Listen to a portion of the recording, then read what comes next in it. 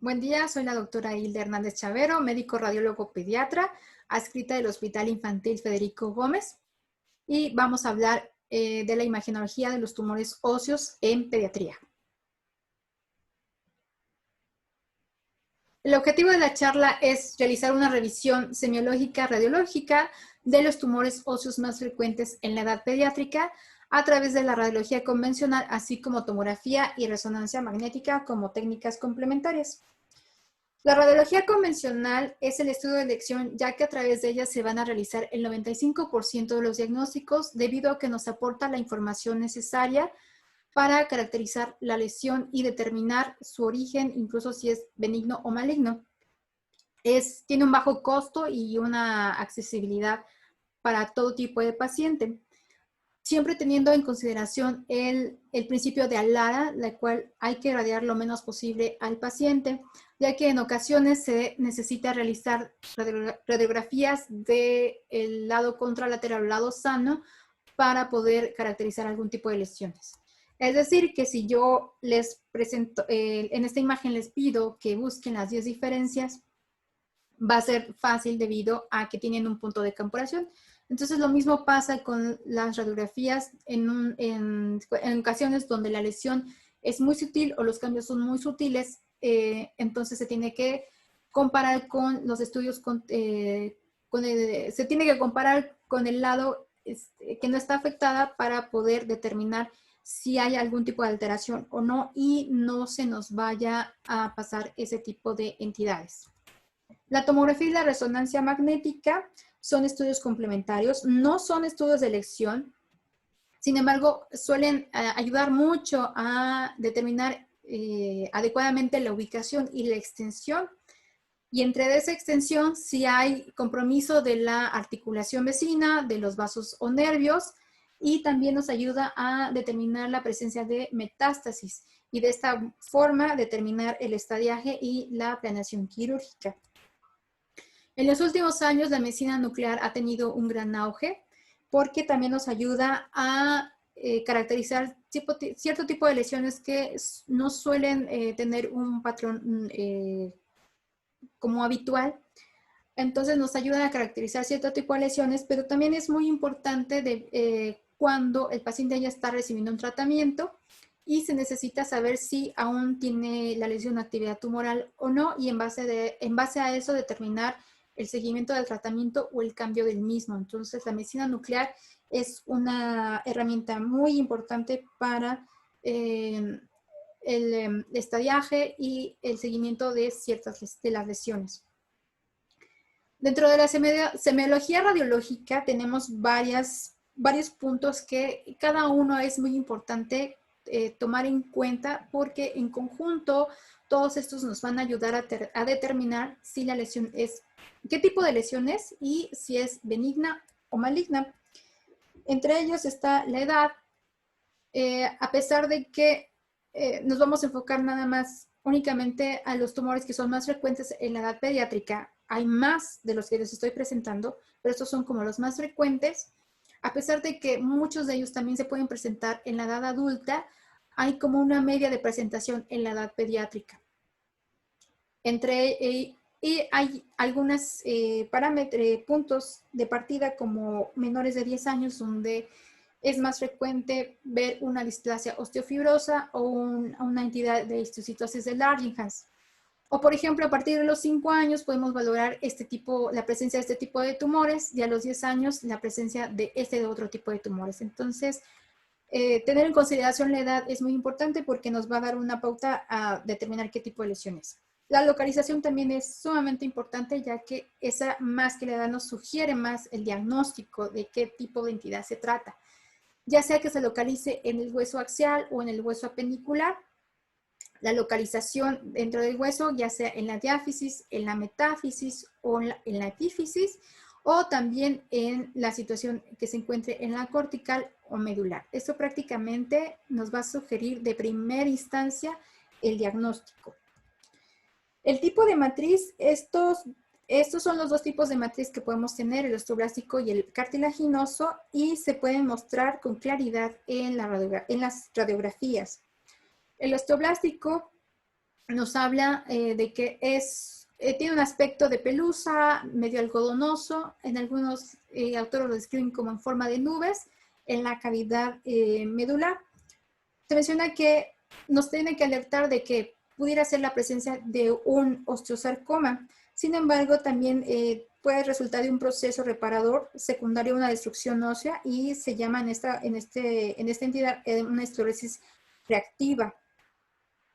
Y el otro es el cartilaginoso, que son calcificaciones muy pequeñas que tienen una forma de palomitas de maíz, puede ser punteado, anular o en forma de coma. Los márgenes nos van a determinar si la lesión es benigna o maligna.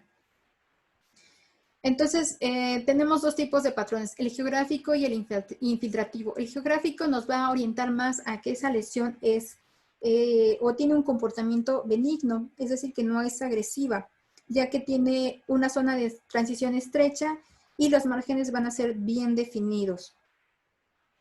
Entonces, el geográfico se va a dividir en dos tipos. El 1A, que se trata de una lesión lítica, que es de bordes bien definidos y que va a tener un halo esclerótico. La tipo B es una lesión que va a tener bordes bien definidos, pero que no va a tener un halo esclerótico. Y la tipo C va a ser una lesión focal lítica, que van a ser bordes mal definidos y que tampoco tiene un halo esclerótico. El infiltrativo, que nos orienta más a una lesión maligna, va a ser de dos tipos, ya sea el apolillado o el permeativo.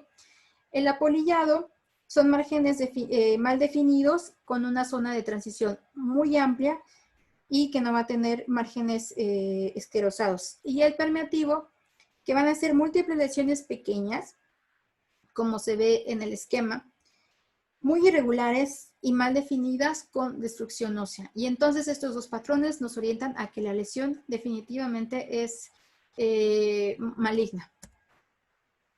La reacción perióstica también nos va a ayudar a determinar si una lesión es benigna o maligna. Entonces, cuando hay una erosión de la cortical, los osteoblastos que conforman el periósteo van reaccionando, añadiendo nuevas capas al hueso y según la forma de crecer, bueno, es la que nos va a generar los diferentes tipos de patrones. La más inocuo es la sólida o unilaminar que vemos aquí y nos está hablando de una apariencia que no es agresiva y que le está dando que el proceso nos permite que se regenere el hueso y entonces de un proceso bastante lento que no es agresivo y que permite que el hueso se vuelva a reconstruir. En el caso de la reacción perióstica multilaminada o en capas de cebolla, nos está hablando de que precisamente el hueso se está tratando de reconstruir, pero constantemente se tiene que estar regenerando de manera que no termina totalmente de hacerlo y esta lesión es sugestiva de un proceso agresivo intermedio. La otra reacción perióstica, que es llamada en borde de cepillo o en rayos de sol, que es esta, es una apariencia altamente sugestiva de malignidad. Y también la que se llama en triángulo de Codman, que es una disrupción del periósteo con separación de la misma cortical y coincide precisamente con el área donde existe un crecimiento extraóseo tumoral.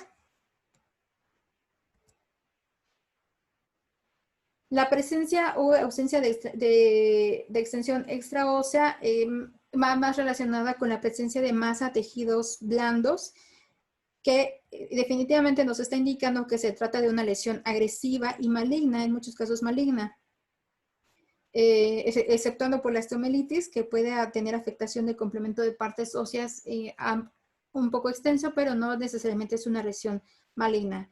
Sin embargo, es importante determinar el trastorno que surgió en primer lugar, si es una masa de tejidos blandos que infiltró a hueso o una entidad infiltrativa de tejido de hueso que infiltró a tejidos blandos, sobre todo cuando las masas ya con la afectación es demasiado grande. Y en este caso, la resonancia magnética es una herramienta muy útil para poder determinar este tipo de extensión extraósea. Y entonces tenemos que la OMS en el 2013 todavía tenía una clasificación de tumores benignos y malignos óseos. Sin embargo, actualmente sacó una clasificación en diciembre del 2012 donde ya no clasifica en tumores benignos y malignos, sino más bien por el tipo que, por ejemplo, tumores condrogénicos están en condroma, osteocondroma y el condroblastoma. Los tumores osteogénicos, el osteomastoide, osteoblastoma y el osteosarcoma, es decir, que que debería de haber mejor ser un tumor osteogénico maligno, ya lo clasifica dentro de la misma modalidad. Tumores osteoclásicos ricos en células gigantes, está el quiste óseo aneurysmático. Otros tumores mesenquimales, está el quiste óseo simple, la displasia fibrosa y la displasia osteofibrosa. Las neoplasias hematopoyéticas del hueso, que realmente por su origen no es considerada una neoplasia como tal, sino más bien una alteración del sistema inmunológico, pero se sigue clasificando dentro de los tumores óseos, es la histiocytosis de Langerhans. Y por último, el sarcoma de Ewing, que no es considerado un tumor óseo, más bien es un tumor extraóseo, es un tumor de células pequeñas, redondas y azules. Entonces, iniciemos primero con los tumores óseos benignos. Recordemos nuestra tabla de edades, el orden de aparición de este tipo de tumores, donde a partir de los 10 años prácticamente podemos tener cualquiera de estos tumores y por lo tanto pues es un poquito más difícil el diagnóstico, pero entre los 5 y 10 años tenemos muy pocas posibilidades y menor de 10 años aún menos posibilidades o más diagnósticos certeros de qué tumor se pueda tratar. Entonces les mencionaba que a pesar de que la mayoría todavía se llega a presentar en la edad adulta, siempre hay una incidencia mayor entre la primera y la segunda década de la vida de presentación. La displasia fibrosa se presenta en menores de 10 años. El 50% se produce en menores de 5 años y es infrecuente que aparezcan después de que se haya realizado la maduración ósea. Existe cierta estabilidad y regresión espontánea ya que los pacientes han cumplido los 10 años. Es igual de frecuente en hombres que en mujeres. Tiene una predilección por los huesos largos, principalmente la tibia y después el peroné. Menciona que las lesiones se presentan principalmente a nivel de la diáfisis proximal, sin embargo aquí la vemos en la porción media. Tiene dos tipos de presentación, ya sea que sea una lesión totalmente lítica o que también tenga una densidad in vidrio esmerilado. Entonces, como vemos aquí en este ejemplo, es una lesión que tiene un patrón geográfico con bordes esclerosados, está situada a nivel de la cortical, llega a tener pseudotraviculaciones y a pesar de que es una lesión expansiva porque está en la cortical, no suele tener reacción perióstica. Lo que sí provoca es un arqueamiento de los huesos largos y se menciona mucho que esta lesión se tiene que hacer el diagnóstico diferencial con adamantinoma. En este caso es una tomografía donde vemos precisamente lo que ya veíamos en la radiografía, que es una lesión lítica de bordes bien definidos, o sea, un patrón geográfico con bordes esclerosados y aquí incluso se alcanza a ver un poco la parte de las trabeculaciones. En la resonancia magnética suele ser una lesión hipointensa en T1, en T2 o T2 FATSAT tiene que ser hiperintensa y posterior administración de medio de contraste tiene un leve realce de los septos. La displasia fibrosa es una situación de la médula normal y el hueso reticular que se sustituye por hueso inmaduro y estroma fibroso. Pero tiene una presentación muy amplia, de tal manera que lo podemos encontrar o ver a partir de los 5 años. Sin embargo, la forma poliostótica, hay dos formas, que es la monostótica y la poliostótica. La poliostótica suele ser más frecuente de presentación a los 8 años. También se presenta de igual forma en hombres y mujeres, sin embargo, si el paciente cursa con un síndrome que es el de McCune-Albright, tiende a ser más frecuente en mujeres. Este tipo de lesiones, por ejemplo, la monostótica, se estabiliza el crecimiento se estabiliza en la pubertad. Es una lesión que ya no va a involucionar ni tampoco se va a curar, pero ya no va a aumentar de tamaño. Y en la poliostótica, en la pubertad tiende a ser menos activa. Sin embargo, ya no se van a desarrollar nuevas lesiones. Sin embargo, las deformidades pues pueden progresar. Entonces, afortunadamente la monostótica es la más frecuente, con mayor incidencia a nivel del fémur y posteriormente la tibia. Sin embargo, también se pueden presentar en cráneo y costillas. Y la poliostótica va a estar presente más en pelvis, fémur y tibia. Estos son ejemplos de displasia fibrosa. Entonces tenemos que es una lesión lítica, geográfica, con bordes esclerosados, son centrales, expansivas, no causan ruptura de la cortical, por lo tanto no tienen reacción perióstica y no tienen involucro a masas de tejidos blandos. Sin embargo, a veces por la extensión va a provocar el arqueamiento de los huesos largos. Esa es otra lesión de tomografía localizada en el arco costal, donde vemos que es una lesión geográfica de bordes esclerosados, lítica, con ciertas partes esclerosas y no presenta ninguna reacción perióstica ni contenido componente a tejidos blandos. En la resonancia magnética la vamos a ver como una lesión hipointensa, en TED la vamos a ver hiperintensa y a la administración de medio de contraste va a tener cierto realce heterogéneo. Este es otro ejemplo que se localiza a nivel del cuello del fémur, que abarca tanto la metáfisis como la diáfisis.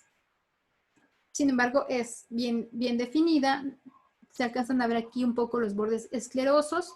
No tiene contenido hacia el componente de tejidos blandos. Va a ser hipointensa en T1, hiperintensa en T2 y con discreto realce heterogénea, administración de medio de contraste. Aquí se ve la naturaleza expansiva de la lesión, sin embargo la cortical está conservada sin mostrar ningún tipo de reacción perióstica.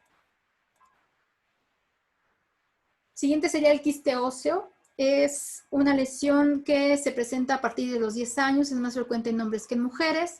Tiene predilección por los huesos largos a nivel de la metáfisis, principalmente húmero y después fémur y tibia. Es una lesión, como la vemos aquí, lítica, localizada en la metáfisis central. El eje más largo de la lesión va en paralelo con la longitud del hueso. Tiene un patrón geográfico con bordes esclerosados, como lo vemos aquí. Sin embargo, sí causa adelgazamiento de la cortical y suele tener fracturas patológicas, fracturas en terreno patológico, dando el aspecto o el signo de fragmentos caídos, como lo vemos aquí. Aquí y aquí. La resonancia magnética únicamente nos va a ayudar a visualizar la naturaleza quística de la lesión. Hiperintensa en T1, hipointensa en T1, hiperintensa en T2. El quiste óseo aneurismático se va a dar a partir de los 5 años de edad, con una incidencia a los 13 años. Es igual la aparición en hombres o mujeres. Tiene predicción por la metáfisis de los huesos largos de fémur, tibia y húmero. Inicialmente esta lesión es excéntrica, sin embargo, debido a que se expande y crece, se ve de una forma céntrica, pero inicialmente suele ser una lesión excéntrica. Entonces vemos aquí en el ejemplo una lesión lítica, expansiva, de patrón geográfico, con bordes esclerosados, un margen muy fino esclerosado, y la resonancia magnética nos va a ayudar a ver la naturaleza quística. En esta ocasión, en esta entidad, se pueden ver los niveles líquido-líquido que hay dentro de esta lesión. Y posterior a la administración del medio de contraste, vamos a ver un realce de estas trabeculaciones. El encondroma es el segundo tumor óseo benigno más frecuente. Se puede presentar a partir de los 10 años y es considerado que es cartílago hialino maduro. Se presenta principalmente en los huesos tubulares de las manos, pero también en la porción del húmero proximal y el fémur, tanto en la porción proximal como distal. La principal es metáfisis, a nivel de la metáfisis, pero también puede localizarse en la diáfisis o ser metadiafisiario. Suele ser una lesión única, central, tiene un patrón geográfico, como lo podemos ver aquí en el ejemplo, muy bien definidos los bordes, no tiene esclerosis, aquí también vemos que no tiene esclerosis y suele ser expansiva, mostrando un poco de la matriz condoide que suele llegar a tener. Este es un ejemplo de otro encondroma, donde vemos aquí una lesión de bordes, más bien un patrón geográfico, no tiene esclerosis. En la resonancia magnética podemos apreciar mejor los bordes de esta lesión, debido a que tiene como un componente mixto. Por la matriz condroide suele verse un poco más heterogénea, sin embargo, en T1 predomina la apariencia de hipointensidad, en T2 hiperintensa y posterior a administración de medio de contraste suele tener un realce heterogéneo. El condroblastoma se presenta a partir de los 10 años de edad, es más frecuente en hombres que en mujeres, tiende a tener una localización predominantemente en la epífisis de los huesos largos, principalmente de húmero, tibia y fémur distal. Entonces tenemos que es una lesión que se localiza a nivel de la epífisis, en este caso proximal, geográfica de bordes esclerosados, es excéntrica, en este caso se ve céntrica, pero suelen ser excéntricas. Y a medida que va aumentando de tamaño, también puede involucrarse en la metáfisis. Es una lesión expansiva, sin embargo, no tiene permeación a la cortical y la reacción perióstica que llega a ocasionar es que se engruesa el periósteo. Estas lesiones, la mitad o un tercio de las lesiones llegan a presentar una matriz condroide. Este es otro ejemplo de condroblastoma, donde vemos aquí que sí la lesión es excéntrica, un patrón geográfico con bordes esclerosados, y además pareciera que está muy al borde, ¿no? Pero no está ocasionando algún tipo de reacción perióstica. Aquí vemos mejor en la tomografía cómo es una lesión lítica que está de bordes, un patrón geográfico de bordes esclerosados y en el centro se alcanza a ver un poco de calcificaciones centrales que son como en arcos o en anillo.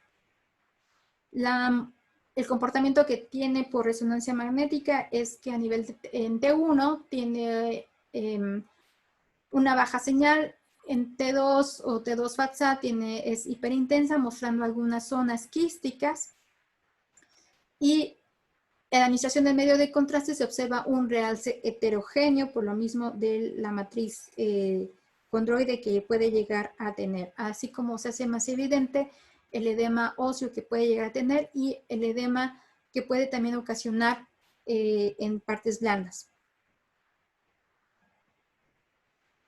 El osteocondroma es de los tumores más frecuentes, ya que el 3% de la población lo puede llegar a tener. Suele presentarse en menores de 20 años. Es más frecuente, tiene la igual de frecuencia en hombres como en mujeres. Puede ser solitario o múltiple. Y tiende a ser más frecuente en huesos largos como fémur, tibia y húmero.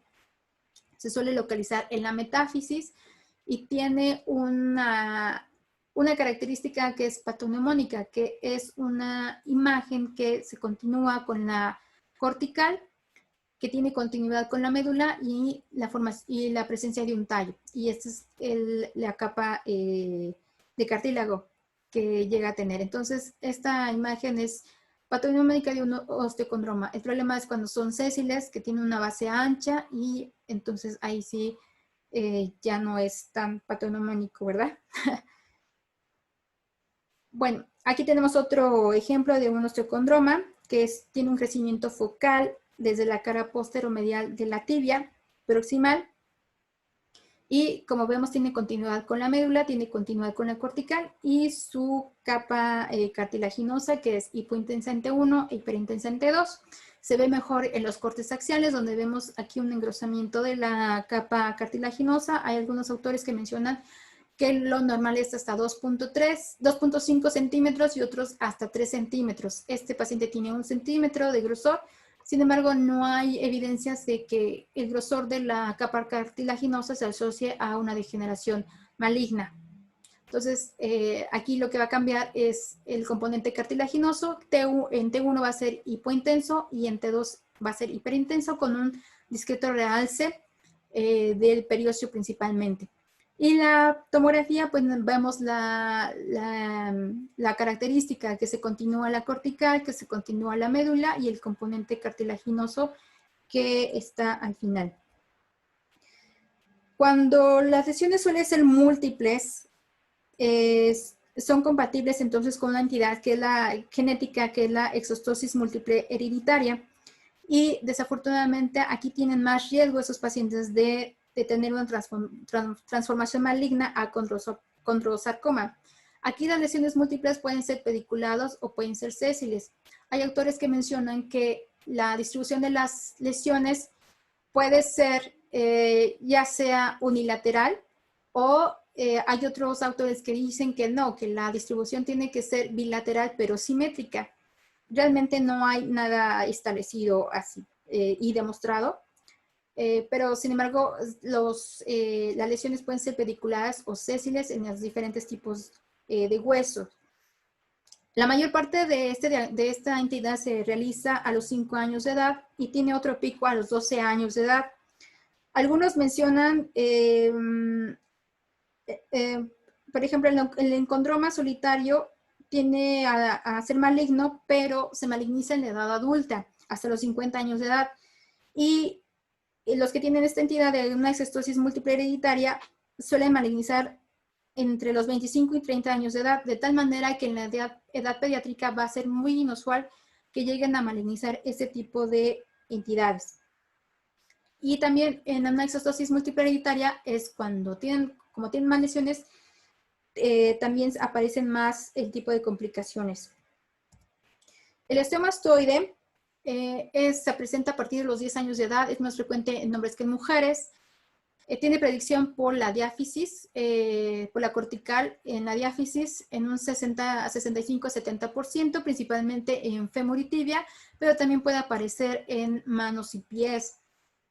Puede tener 3 presentaciones, una de ellas que sea intracortical, que es frecuentemente donde se da a nivel del cuello femoral, una subperióstica, que suele aparecer principalmente en cadera y en astrágalo, y una intramedular que se da principalmente en los huesos del carpo y el tarso. Entonces, tenemos 2 modalidades de aparición de estas lesiones. Una de ellas que tenga un nido escleroso o no lo tenga.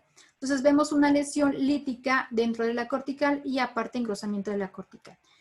Si se dan cuenta aquí, ninguna de estas dos tiene un nido escleroso, pero aquí sí podemos ver un nido escleroso, que es una lesión esclerosa rodeada por un halo de menor densidad y la periferia no tiene esclerosis.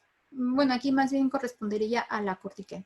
Pero en el caso de un hueso a nivel de la mano, vemos que tiene un nido escleroso, tiene un halo radiolúcido y la periferia no tiene esclerosis, ¿no? Aquí tenemos otro caso donde en la radiografía simple no vemos como mucha diferencia entre uno y otro. Sin embargo, si somos un poco más detallistas, vemos que sí hay un engrosamiento cortical a nivel del cuello del fémur y vemos una pequeña imagen radiolúcida que no está muy bien claro, pero que si lo comparamos con el lado contralateral podemos ver que sí hay cambios. Y en la tomografía vemos que se aprecia mejor esta lesión, una lesión lítica de bordes bien definidos y engrosamiento cortical. Aquí no se ve un nido escleroso. En la resonancia magnética vemos cómo es hipointensa esta lesión, hiperintensa en T2, que está asociado a un edema de los tejidos blandos, en este caso muscular, y tiene un discreto realce posterior a la administración de medio de contraste. El osteoblastoma se presenta a partir de los 10 años, es más frecuente en hombres que en mujeres.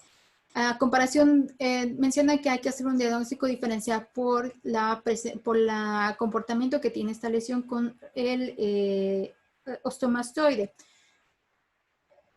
Y por lo tanto, esta lesión se caracteriza porque es mayor de 2 centímetros y la aparición o la localización es más frecuente en la columna vertebral, de tal manera que la mayor incidencia en columna vertebral es en su arco posterior.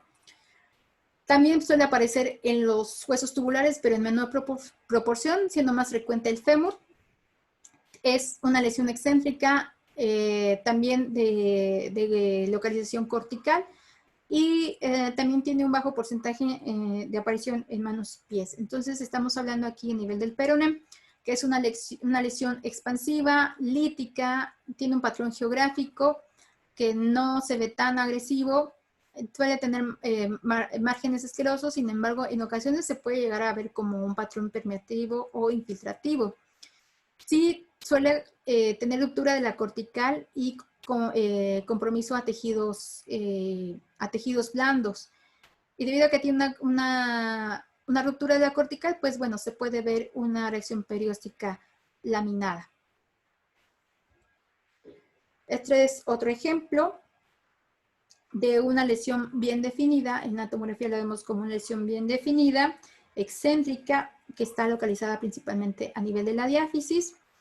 Y suele tener un comportamiento muy similar al osteomastoide. Si tiene calcificaciones centrales, todas las calcificaciones centrales en las diferentes secuencias se van a ver hipointensas o con ausencia de señal. Y el halo que veíamos en la lesión hiporadiolúcido, pues va a ser de diferentes densidades en las diferentes secuencias. Es por eso que habría que hacer el diagnóstico diferencial con el osteomastoide. También va a estar asociado un poco a lo que es el edema muscular. Y aquí lo que puede ser la diferencia es el tamaño de la lesión. Y entonces aquí es como un breve resumen de todas las lesiones en el comportamiento de resonancia magnética. Casi la mayoría son hipointensas en T1 y en las secuencias sensibles al agua van a ser hiperintensas con ciertas modificaciones, por ejemplo el quiste acidoaromático, que se van a ver los niveles líquido-líquido, o el componente quístico del condroblastoma, y con la administración medio contraste vemos que va a tener un realce heterogéneo en la mayor parte de las lesiones. Entonces, por eso es que la resonancia magnética solamente es un complemento y no un estudio de elección. Hay algunos clínicos que piden inicialmente la resonancia magnética y al final siempre se necesita una radiografía simple para poder caracterizar mejor esa lesión. Bueno, ahora continuamos con los tumores óseos malignos. Recordemos nuestra tabla de edades. Inicialmente, a los 5 años, el paciente solamente se tenía que preocupar por el sarcoma de Ewing. Sin embargo, a partir de los 10 años, pues ya tenemos que valorar si es un sarcoma de Ewing o un osteosarcoma. El osteosarcoma es el tumor maligno más frecuente que se puede identificar a partir de los 10 años. Es más frecuente en hombres que en mujeres. Tiene una predilección por los huesos largos, principalmente fémur y después tibia y después húmero. Se presenta a nivel de la metáfisis principalmente y en menor proporción a la diáfisis. Este tumor, debido a que tiene un crecimiento muy rápido, se extiende en la mayor parte de las veces a la epífisis. Y desafortunadamente, cuando ya se diagnostica, del 5 al 10% de los pacientes ya van a tener metástasis pulmonares. Entonces, en la radiografía simple, cuando son lesiones que apenas van iniciando, es muy importante valorar e identificar que son lesiones malignas. Entonces, vamos a tener una lesión que tiene un patrón permeativo y que va a estar principalmente localizado a nivel de la metáfisis, pero sin embargo recordemos que también va a infiltrar a la diáfisis o la epífisis.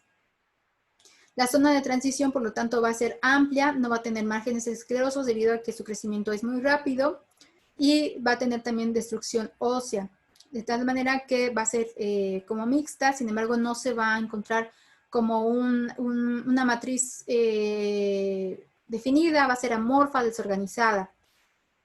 Suele presentar destrucción ósea y definitivamente da una reacción perióstica. En este caso vemos el triángulo de Kaufman, que va a estar asociada con el crecimiento a partes blandas en un 90%.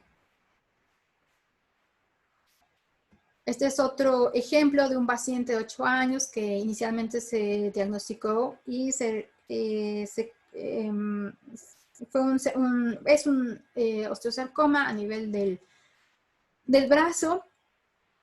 Era una lesión es una lesión muy agresiva, con una destrucción ósea impresionante y un componente también de tejidos blandos también muy grande. Aquí la resonancia magnética ayuda a identificar perfectamente bien qué es lo que está afectado, siendo hipointensa en T1, hiperintensa en T2 y tenía un realce heterogéneo. Este paciente después perdió seguimiento y después de 3 meses volvió a presentarse en el hospital. Inicialmente tenía, si alcanzan a ver, metástasis pulmonares y de 3 a 4 meses después que regresó, vean el grado de metástasis, estas metástasis que ya habían confluido entre sí y habían ya formado una tumoración muy extensa que abarcaba la mitad del pulmón. Entonces, es un crecimiento muy rápido, es muy importante que a estos pacientes se les diagnostica a tiempo porque si se dejan en muy poco tiempo, pueden llegar a cursar con metástasis que ya estén fuera de tratamiento. Este es otro ejemplo, el que veíamos inicialmente, como es una lesión permeativa, con lesiones líticas que afecta tanto a la diáfisis, metáfisis y epífisis, y aparte ya tiene una reacción perióstica en ángulo de Kaufman. En la resonancia magnética suele verse hipointenso, hiperintenso en T2 o T2 FAT-SAT y con un realce heterogéneo en la administración del medio de contraste. Aquí ya nos ayuda a determinar perfectamente bien qué tanto de los tejidos blandos está infiltrado y si la articulación también está comprometida o no. La tomografía, bueno, esto no corresponde al paciente, pero también nos ayuda a ver la reacción perióstica y la lesión con una destrucción ósea importante. Y el sarcoma de Ewing es el segundo tumor más frecuente, maligno. Se presenta a partir de los 5 años de edad, teniendo una media a los 13 años. Es más frecuente en mujeres que en hombres. Tiene una predicción por los huesos largos también. Bueno, esta es como más variada, ¿no? Se puede presentar en huesos largos, que es como la incidencia más frecuente, entre 20 y 18%, pero también en los huesos planos en un 25% y en el esqueleto axial en el 5%. Infiltra tanto a metáfisis como diáfisis y en estos pacientes que al momento del diagnóstico el 30% suele tener metástasis a pulmón.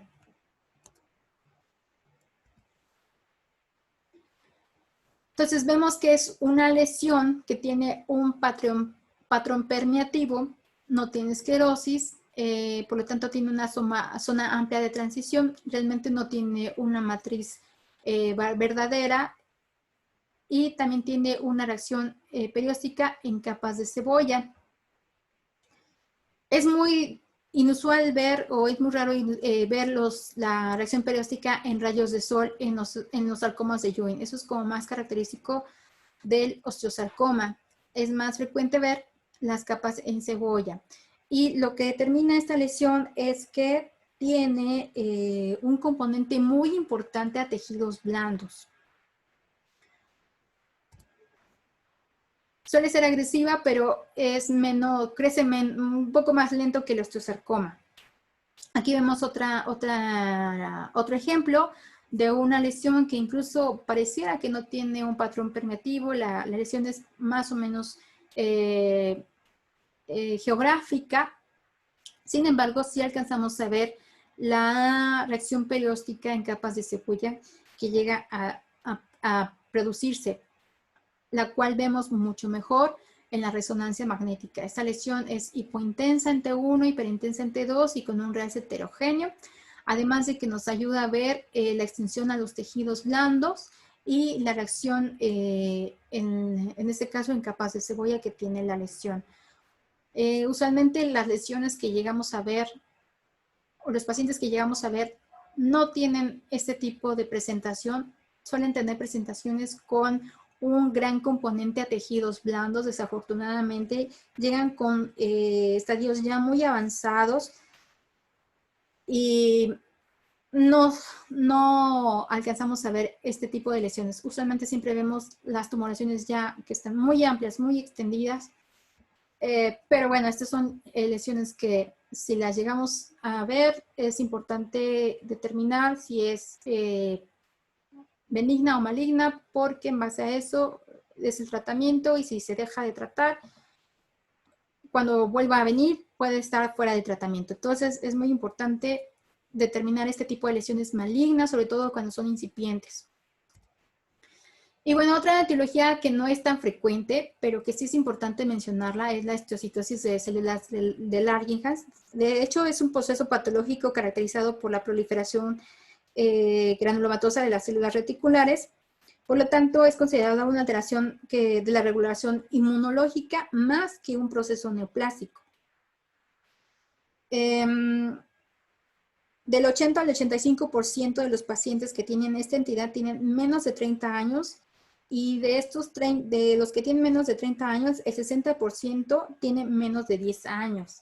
Entonces, sí es importante determinar este tipo de lesiones porque se pueden confundir con otras. Por ejemplo, se puede confundir con el sarcoma de Ewing. Afortunadamente, esta entidad es un poco más benigna, ya que sí tiene un proceso de curación si se le da un tratamiento oportuno. La localización es principalmente a nivel de huesos planos, pero también se puede presentar en huesos largos. Entonces, aquí es donde es importante autorizar o realizar una serie ósea metastásica para ver si no tiene lesiones en otro hueso. Usualmente las que hemos visto son predominantemente en la cabeza y se complementa con una serie ósea metastásica. Puede tener dos tipos de lesiones. Las lesiones tempranas, que en ocasiones estas lesiones pueden tener un patrón permeativo o polillado, no son geográficas, o sea, tienen unas características que tienden más a la malignidad, sin embargo, no son tan malignas.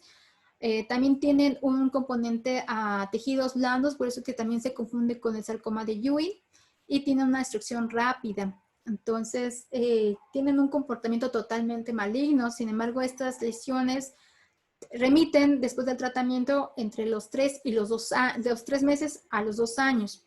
De tal manera que cuando ya vemos estas lesiones que ya han madurado, que ya están en tratamiento, las vemos totalmente diferentes, como en forma geográfica, con bordes esclerosados, e incluso el componente a tejidos blandos ya no está. Desafortunadamente, la edad es un punto de partida muy importante, ya que una edad menor de 2 años suele asociarse con una forma fulminante en el 10%, ya que existe una diseminación multisistémica con alta tasa de mortalidad. Sin embargo, si la enfermedad se presenta en mayores de 2 años, puede tener un curso benigno. Dentro de estas hay un diagnóstico diferencial que tanto es el sarcoma de Ewing como la osteomielitis y las metástasis, así como el linfoma, también tiene 3 tipos de síndromes. Uno de ellos es el granuloma eosinofílico, que se presenta en el 70% de los pacientes y es una lesión única que afecta a pocos huesos y se da principalmente en niños y jóvenes adultos, que responde bastante bien al tratamiento. Otra forma es la forma crónica recurrente, también tiene nombres propios, disculpen si no los menciono, pero bueno, la nomenclatura actual es forma crónica recurrente, que se da en el 20% de los pacientes y corresponde a lesiones multifocales con presentación extraesquelética a nódulos linfáticos. Se dice que si estas lesiones más bien esta enfermedad afecta a órganos vitales, entonces tiene una probabilidad de mortalidad alta. Y esta es más de niños de 1 a 5 años. Entonces, tiene 3 entidades, una que es muy benigna, que es el granuloma, y otras 2 que pueden condicionar que tenga una evolución tórpida y que termina en una mortalidad. Afortunadamente es menor el porcentaje, entre el 20 y el 10%, las cuales hay que tomar en consideración. Y bueno, estos son otros ejemplos de cómo en la tomografía se ven estas lesiones líticas que tienen un componente a tejidos blandos con destrucción ósea, ¿no? Incluso las podemos llegar a ver y pueden sugerir un sarcoma de Ewing. También a nivel del hueso ilíaco vemos cómo son lesiones muy heterogéneas y que condicionan un edema de tejidos blandos periférico.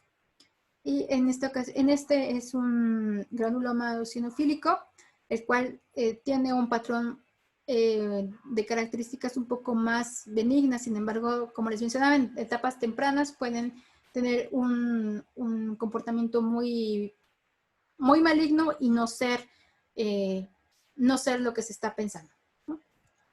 Y bueno, en conclusión, tenemos que la localización típica de los tumores en el hueso, junto con el cuadro de Dar y el conocimiento de todos los elementos que evaluamos sobre la semiología radiológica básica, son los suficientes para realizar una aproximación diagnóstica. Por lo tanto, el estudio de elección es la radiología convencional y se tiene que tomar en consideración la resonancia magnética y la tomografía como complementarios, no como estudio de elección, sino como complementarios. Y bueno, eso sería todo.